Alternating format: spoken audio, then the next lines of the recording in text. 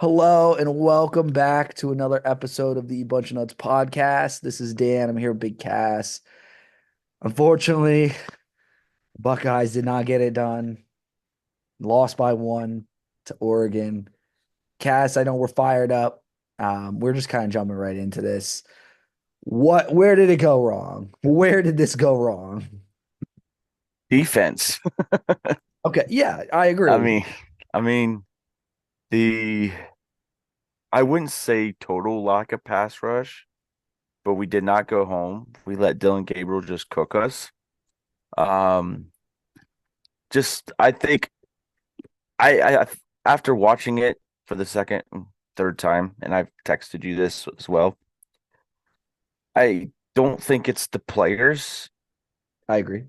100% of the play time.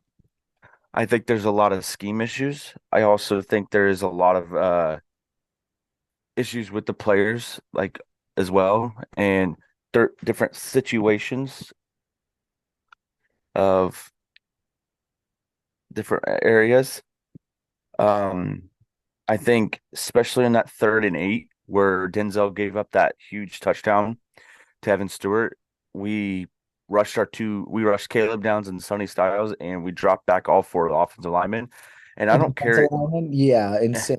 Yeah, and I don't care if you're Deion Sanders covering Andre Yoshivashi of the Bengals. You can't cover anybody one on one for 7 seconds. And No, you you can't. can't you can't cover and I'm not saying this to, to stick up for Denzel Burke, who obviously we know had a bad game, but a lot of times in situationals, we didn't bring the house. We didn't do anything. And there's a lack of execution, a lack of scheme and lack of execution is why this defense struggled so much. 33 was gassed at the by the end of the game. He was being double teamed a few times, and there was a few times where he just wasn't winning his one-on-one battles. Jack Sawyer, JTT, biggest bonehead move. 3rd down, had a chance to stop Dylan Gabriel in the backfield.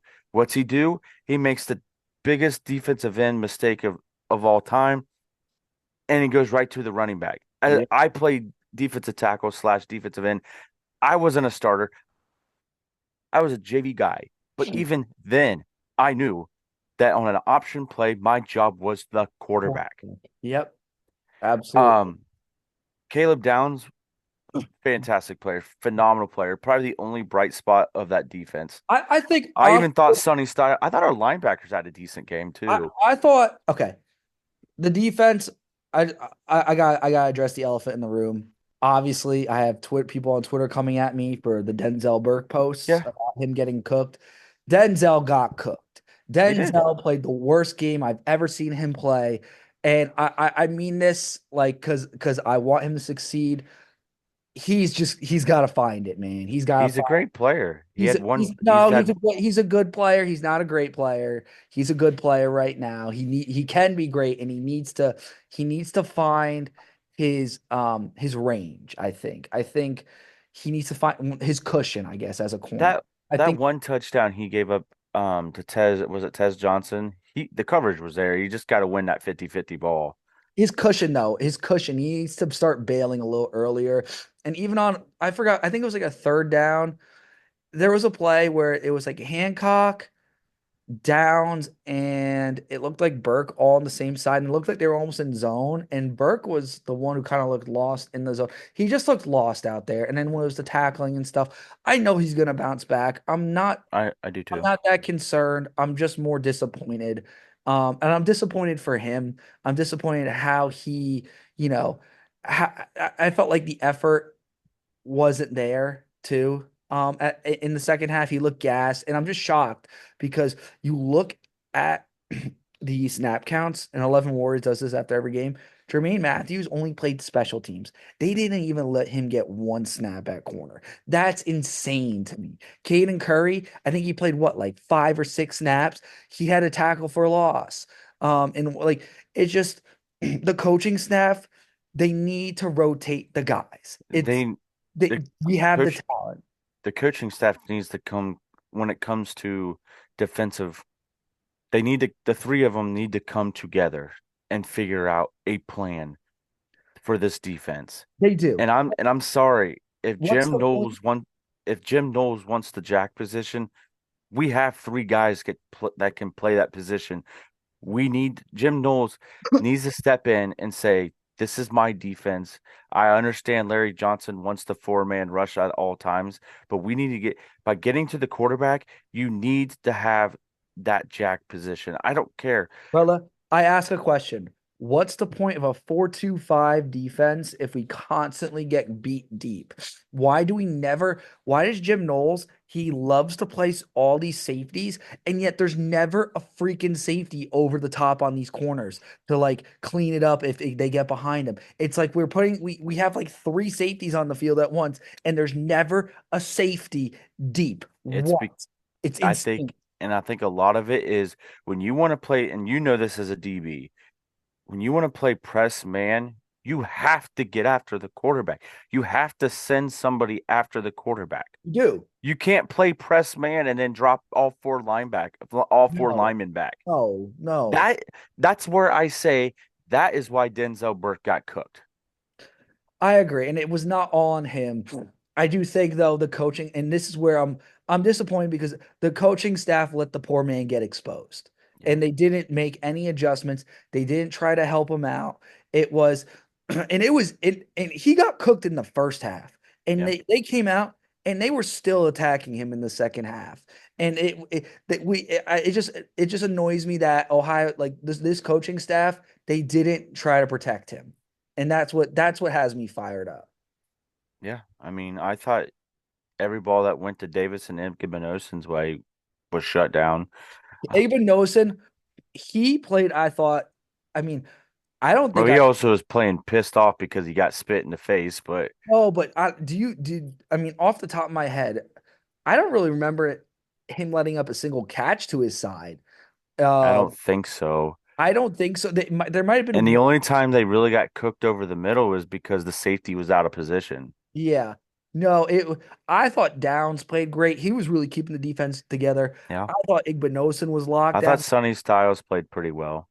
And Igbinosun getting their Trayshawn Holden ejected. That was such a pivotal Yeah. moment. One, it forced him to kick a field goal, so it saved us 4 points. And then two, I thought when that happened, I thought that was ball game because now our secondary, instead of having to deal with that three-headed monster, it becomes a two-headed monster. And yes, Burke was getting cooked, but I was like, okay, we'll make the adjustments and stuff. And like Burke won't continue to get cooked because we'll find the matchup better for like someone who matches up better with Tez Johnson. And but our coaching staff just didn't. They I don't know what they were thinking on defense. Like people want to blame Will Howard and stuff on the offense because that is not do not even go there, guys. I'm I telling you. that's why I'm so glad we are going with the negative before the positive right No, now. we are, and don't even go there, guys. He played really well. That's CJ Stroud could have been our quarterback this game, and we still would have lost. Like the defense completely let Mm, this team down. Completely. I'm just yeah, you might as be a right. defensive guy, I'm just so livid at that performance. And it just that was not an Ohio State defensive performance, and it makes me sick to my stomach just looking at that score, how the defense played and ran. Yeah, I mean, Oregon pulled out all the stops to beat us. They They went did, for a fake. They went for an onside kick. Um, they they went right after us. I mean, which the heck, onside kick, I will say the special teams played great in the first quarter and a half with um you know basically almost returning a kick for two. Then they tried to go for two again. Special teams locked in and saved a lot of points, and they yeah, like forced a missed field goal. And then, of course, the Mickey Mouse onside kick. We've all thought it. We've tried to do it, but like no one at this level. That's how you know. That's how you know they Oregon tried to pull out all the stops when they're doing stuff like that.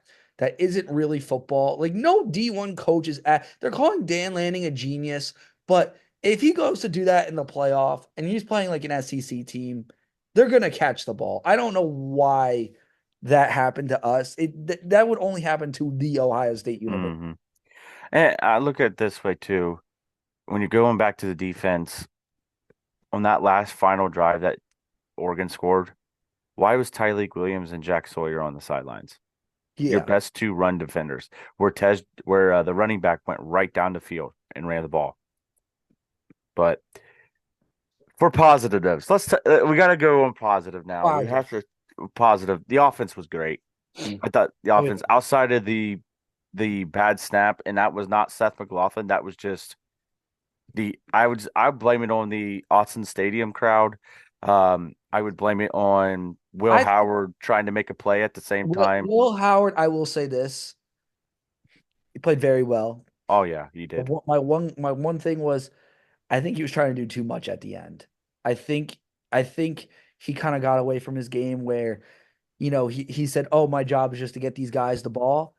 And then when we were down and we had that drive at the end, he looked a little flustered because it looked like he knew this was his moment and he looked like he was trying to do a little too much. And he just need to dial it back a little bit and we're perfect. Yeah, but I think what also got him on that final drive, what got him off rhythm was the bogus offensive pass interference call. Hmm. Um, so I mean that could got him off rhythm, and then they the rule changing now, 12 man on the field penalty. Which, by the way, I was listening to the podcast, and Bobby Carpenter was on there talking. Bobby Carpenter in 2004 got penalized for a 15-yard penalty because he forgot to come off the field on a defensive play. So in 2013, they changed the rule to where it was just a 5-yard penalty, 12 man on the field penalty. It used to be if you purposely bring a man in and you don't bring a guy off to substitute, it used to be a dead ball personal foul. Now it's just going to be a dead ball 5-yard penalty wherever the clock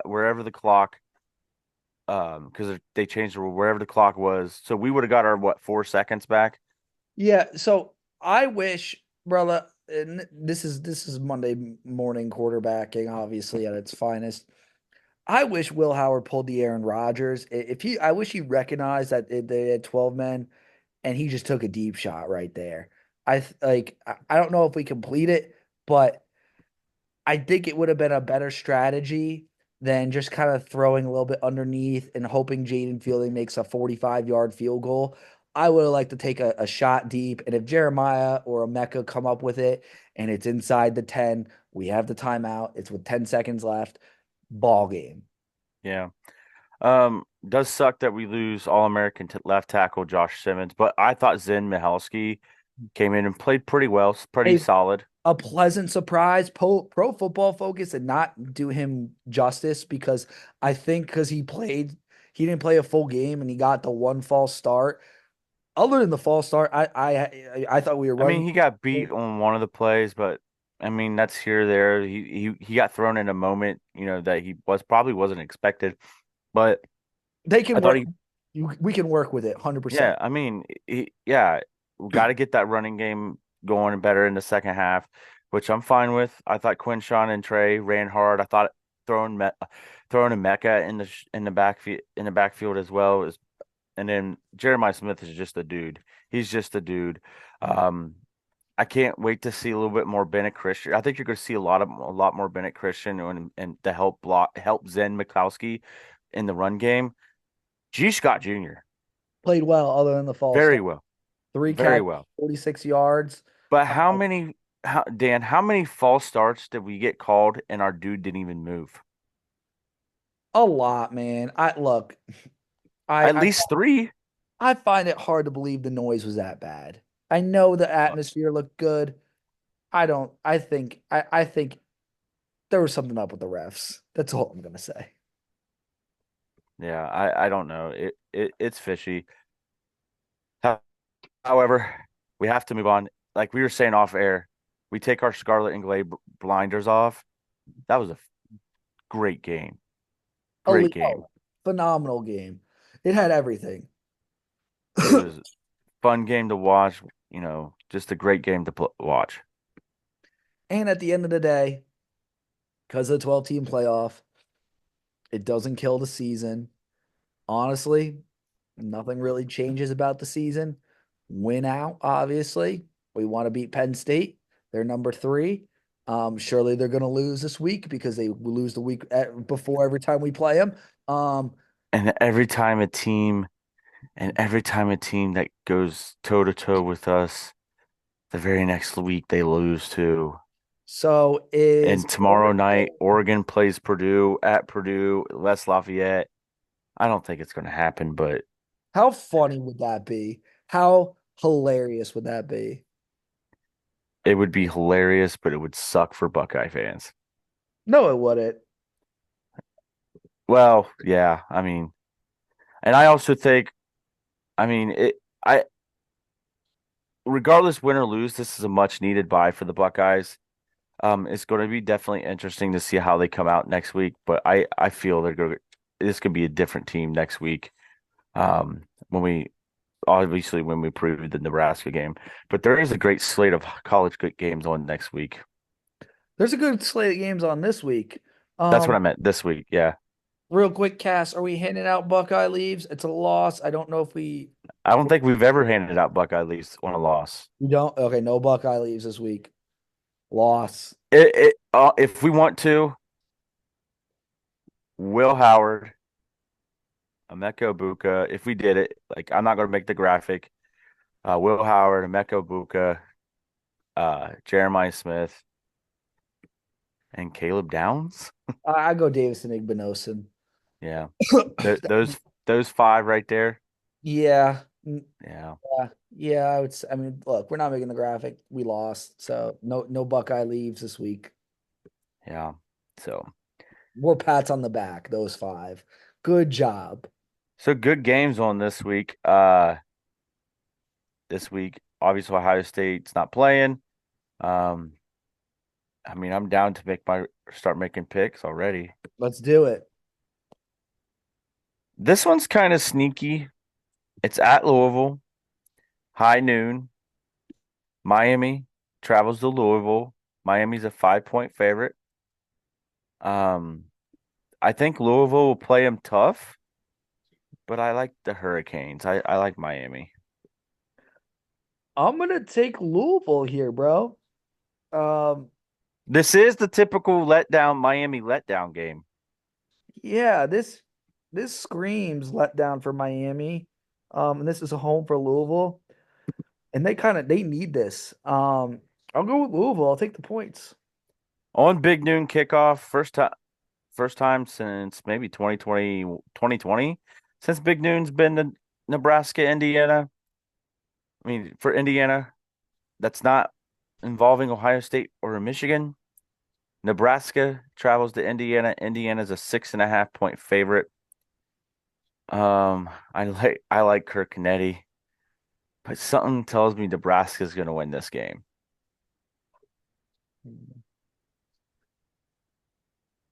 I think Nebraska has the better talent.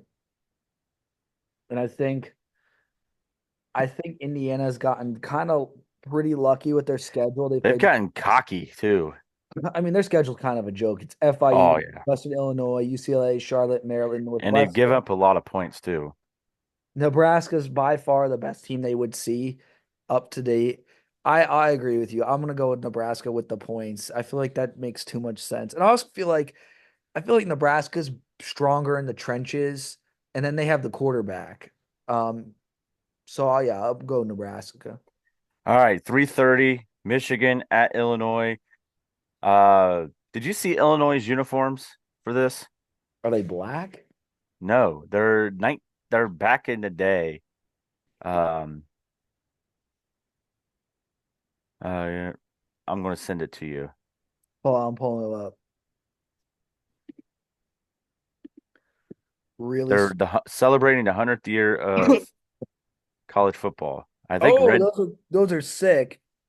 I was gonna pick Illinois to win anyways because I know Joel Klatt was trying to hype up Michigan and saying expect a better second half of the season out of the Wolverines with Jack Tuttle at quarterback.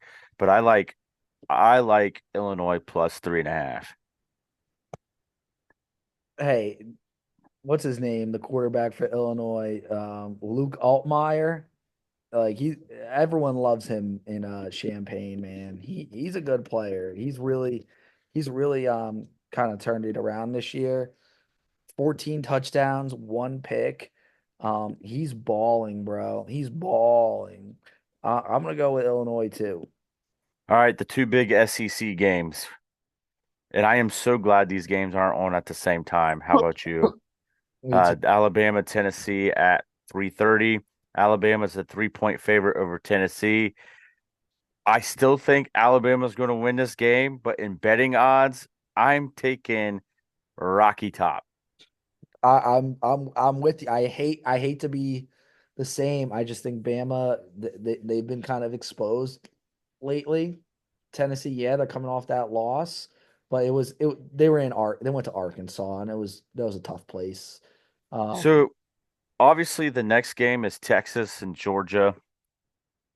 Think about this, Dan.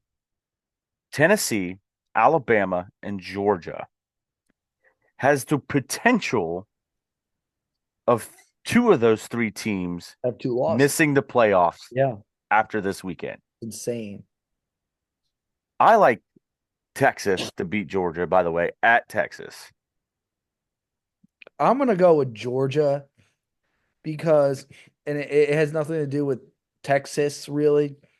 It's just more one. Quinn Ewers has been kind of banged up. I don't. Is he gonna play this week? Yeah, Yeah, he's playing.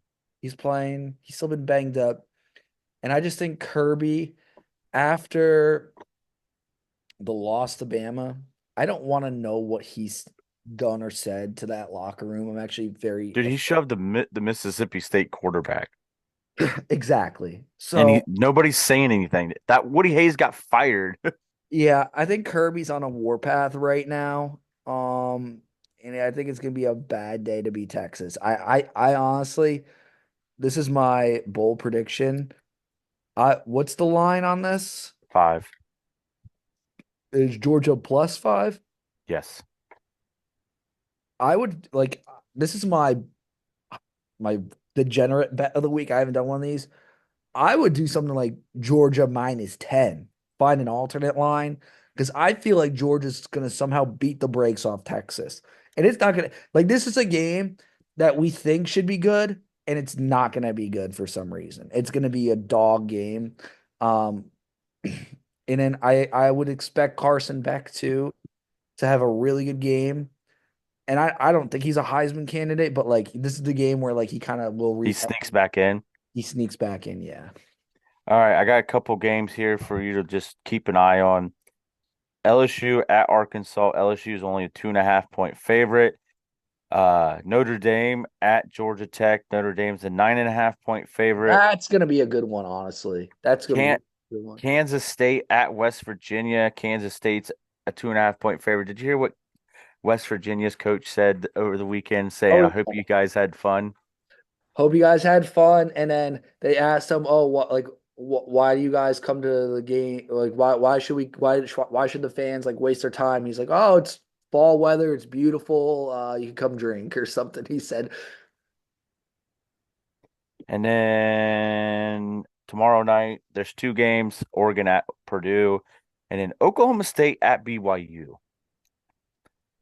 Should be a good one. Which, by the way, I love. Who was it? Two people on CBS Sports. Well, no, one on CBS Sports and one on 3.com. If Ohio, we Dan and I come to the consensus. If Ohio State somehow does not play Oregon in the Big Ten championship, if Ohio State, the best seed to probably get is that 5 or 6 seed. "Absolutely. And we saw the one with the 5 seed where we played Boise State, and then no, it was Navy. We played Navy, and then we would play BYU, and then the Yeah, winner of you would play if you're the 5 seed, you play the 12 seed. So you're gonna get the Group Boise. 5 team, which in theory would be a good matchup for Ohio State because just with talent. And then you would then play the lowest ranked uh top 4 team. So you would play the 4 seed if you're the 5 seed. And I think I love this because, and I'm glad you brought this up, Cass. This is such a like a cool thing, and it's maybe Ryan Day's playing chess, and Everyone else is playing checkers. Maybe he wanted to lose the Oregon game and he wants to not win the Big Ten because we'll get the 5 seed, we'll get the home playoff or the game, 6. we'll sell more tickets, the fans will be really excited, and Definitely. then you don't have that lull. That if you're like a top 4 seed, you're gonna have that you get that lull where you're off for too long. If you play that extra game, you're tuned up and ready, and you just had a home good feel good game. I don't hate it. I don't hate it either I, because think about this, Dan. In that scenario, we saw Ohio State the 5 seed get a home playoff game at night, probably in the yeah. shoe in December, and the first time every team in the playing the first time ever Boise State Broncos. That would be cool. That would be Except cool. the part where Genie runs for 400 yards. So Yeah, maybe. I don't know. Or do we? But the thing is, I think that game would they would probably put that game on noon on TNT. Like, I could see the CW or something oh random. yeah, because the TNT and ESPN have the playoff games, which make no sense. Yeah. Like the ESPN needs to not be so greedy and say, look, we'll share the playoffs. We'll get the national, and it should be like in the NFL. I think ESPN, NBC, CBS, and Fox should all come together, make this one big, massive TV deal, and you rotate the national championship every year. It's kind of like so it's weird with the playoffs approaching us because we're only like 2 months away, honestly. It's Yeah, crazy season. Ohio State has played half its regular season schedule, yeah. which I'm sorry to let you all know that. It's crazy how fast the season's flying by. With the playoffs approaching, there's got to be some strategy to this if you're coaches. And like maybe we're looking ahead to the playoff. Obviously, I want this team to win the Big Ten. I would love it. Um, I but want to beat for sure right now. I want to beat Michigan, Penn State, and Michigan. absolutely. But, you know, a home playoff game and no Big Ten championship, that's a nice consolation prize. I'm not changing the goalposts. I'm not, I'm just saying, I'm just being a realistic and not delusional. I'm taking off my scarlet and gray cap. A home playoff game's great. Like, Yeah, I'd be very happy with that. But obviously, the goal at this program is beat Michigan, win the Big Ten, win the national championship. And right now, this team still has all its goals in front of them. So the sky isn't falling down. It's an yep. unfortunate loss to Oregon. It all stings. And I know there's questions because Ryan Day, once again, we didn't, you know, we lost a close game. But Somebody did bring up the Kirby Smart comparison. uh, Eh, that's a fair comparison. yeah. So, I came up with a quick list. I'm gonna just see how you feel with it. This is the first time I'm bringing it to you. I did write 20 guys down, but I'm only going to give you five. Okay. Um, the top right now, the top five midseason most impressive players for Ohio State. Number one, Jeremiah Smith. Two, Caleb Downs. Number three, Will Howard. Four, Travion Henderson. Five, Josh Simmons. The Josh Simmons loss is terrible, man. And I Yeah, I know because but you still got to put them on this list. Like, no, you do. No, absolutely. I'm just saying the loss is terrible. And I know it's terrible because when you went to the training camp this year and watched them all in person, you specifically told me that Josh Simmons was just the biggest, most imposing force of a lineman we had out there. He was miles stronger and bigger than everyone. And it just when you lose your tank, when an army loses its tank, it's tough to replace. yep. And I'll go ahead and finish to round the top 10. Yep. Emeka Buka, 6. Quinshawn Junkins, 7. Lathan Ransom, 8. Seth McLaughlin, 9. And you're going to be surprised at number 10, Lorenzo Styles, special teams. Number 10. Lorenzo Styles, he actually played more snaps on defense this week than Jermaine Simmons. I mean, Jermaine Matthews, not Jermaine Simmons. Yeah, he was because they were showing some dime look out there too, Yeah. No, he played some snaps. Let me pull up the exact numbers. He played 3 snaps. The and he played cornerbacks well. So Hancock, Iggy, and Burke, they all played 64. Lorenzo played 3 snaps, and then Jermaine and Calvin, Simpson, Hunt only played special teams, which I just, and this isn't a knock on Styles, no offense. It's just, it just baffles me still that Lorenzo Styles played over Jermaine Matthews. How does Yeah. Jermaine Matthews was a freshman All American. He didn't play one I defense. I think you'll start seeing him more in the rotation this next week. We'll break that down next week. Yeah, it's crazy. It just but that's a great list, Cass. I agree. Honestly, too, Jaden Fielding, not bad. I told you he would make a clutch field goal. That was my prediction this week. He did make a clutch field goal, put us up. And then I don't know if he would have made the game winner at the end, but he played well. He's been Yeah, playing. I think he got the yips out on that one game where he, Marshall. yeah, I don't know what that was, but um, yeah, I mean, Um, that's all I got, man. that's all I got. It was cool seeing Geno Smith at the game. That was kind of funny. Um, but yeah, then I mean, I'm about to put a pin in it to the Oregon saga. It is what it is. Um, the Buckeyes, they have their mission now. It's win out. They can't lose to Penn State. They basically have to win out, I think. Their Uh, mission is right now beat Nebraska. their mission is get right this week. This is, I mean, it's a get better week. They need to. Improvement week number No, two. they really do. I hope they lock themselves in the Woody. I hope they got their treatments. I hope that, they're getting And feeling great great to see Max LeBlanc get his black stripe off. absolutely. So But that's all I got. Who is 48? Who is 48 on this team? that was Caleb Downs because of Mecca, you can't wear the same number.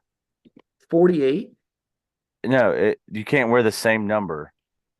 So that was a alternate jersey. It was either Caleb Downs or CJ Hicks because you can't wear the same number on this field at the same time. So who dropped the kickoff? There's rumored to be Caleb Downs Oh, I didn't even or know. CJ Hicks. Interesting. Interesting. Okay.